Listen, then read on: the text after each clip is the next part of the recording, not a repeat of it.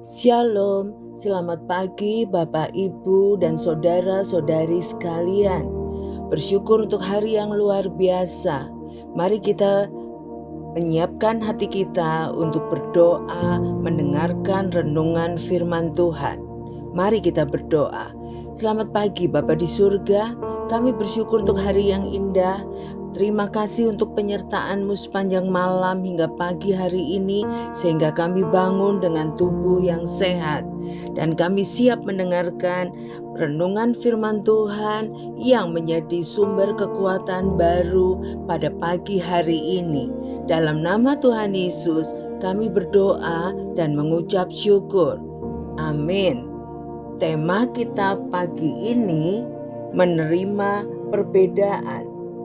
Diambil dari Roma 15 ayat 1 sampai 7. Kita yang kuat wajib menanggung kelemahan orang yang tidak kuat, dan jangan kita mencari kesenangan kita sendiri.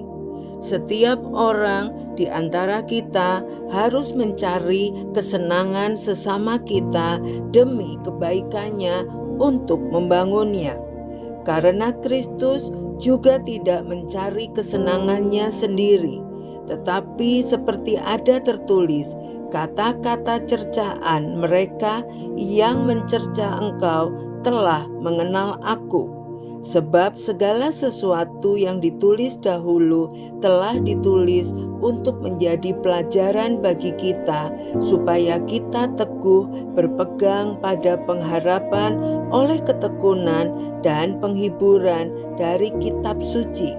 Semoga Allah yang adalah sumber ketekunan dan penghiburan mengaruniakan kerukunan kepada kamu sesuai dengan kehendak Kristus Yesus, sehingga dengan satu hati dan satu suara kamu memuliakan Allah dan Bapa Tuhan kita Yesus Kristus.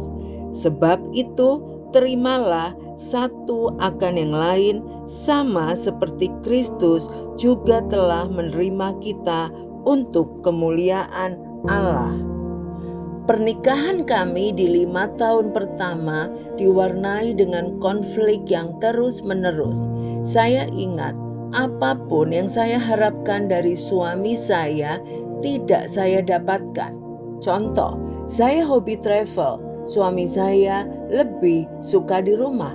Saya lebih suka berlibur ke gunung. Suami saya lebih suka ke pantai. Saya suka western food. Suami saya suka Chinese food. Sampai hal-hal yang kecil, setiap suami saya membuka laci, selalu saya yang menutup laci.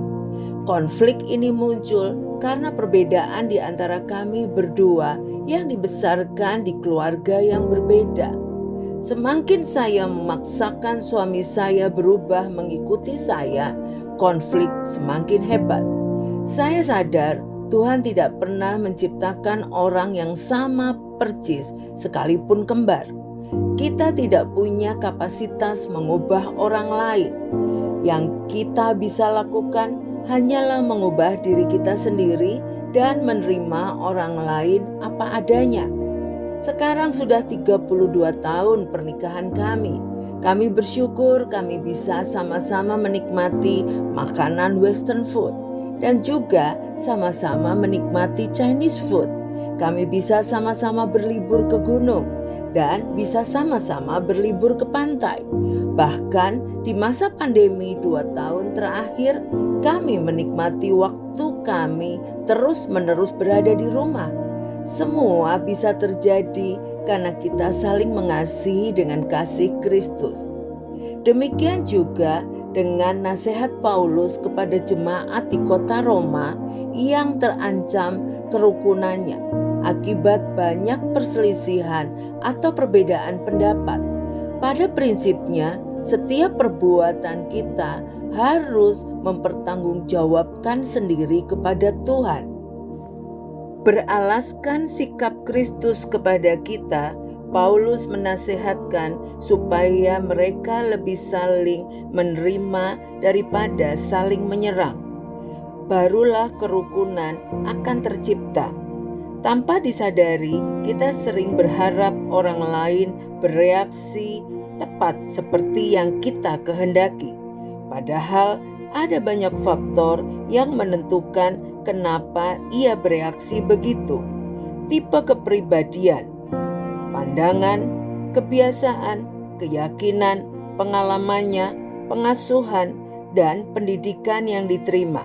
Bahkan menurut temuan ilmiah mutakhir tentang otak manusia, setiap orang bereaksi berbeda akibat struktur dan cara kerja otak yang memang tidak sama. Jadi, kenapa kita harus memaksakan apa yang memang diciptakan Tuhan berbeda?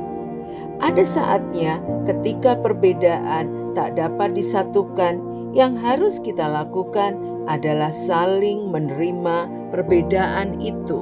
Mari kita berdoa. Terima kasih Tuhan Yesus, firman-Mu mengingatkan untuk kami bisa memahami orang-orang di sekitar kami yang berbeda.